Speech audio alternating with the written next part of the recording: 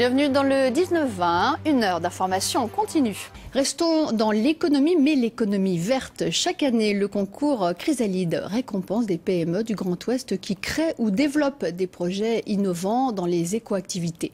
70 entreprises ont participé, 6 vont être primées. Parmi elles, une entreprise de Saint-Étienne-en-Cogle qui s'appelle STI Biotechnologie. Reportage sur cette entreprise, Thierry Breillet et Fabien Delory.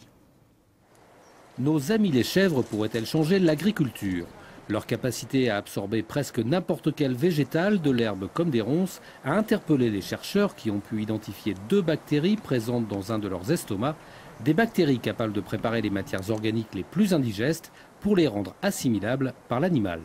Elles ont été extraites du rumen de la chèvre de par la compétences qu'elles ont pour dégrader, enfin on va dire plutôt l'activité de transformation qu'elles permettent à la fois au niveau de l'animal mais également au niveau du sol, c'est-à-dire transformer la matière organique principalement pour la rendre utilisable plus facilement par les organismes, l'organisme végétal ou l'organisme animal. STI Biotechnologie s'est donc lancé dans la transformation de ces bactéries.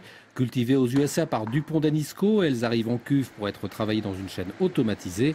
Les différents produits finis sont ensuite dirigés vers les animaux pour leur permettre une meilleure assimilation des rations alimentaires, mais aussi vers les cultures. La bactérie fait son œuvre également au sol, permettant ensuite au végétal de mieux absorber l'azote et en plus grande quantité.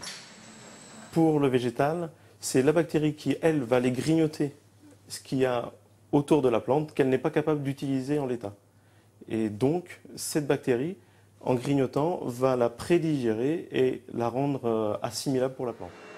Les produits STI sont labellisés par EcoCert, ce qui permet leur utilisation en agriculture bio.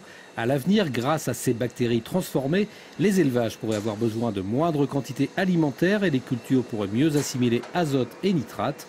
Peut-être un début de solution au casse-tête des algues vertes que même les chèvres n'apprécient pas.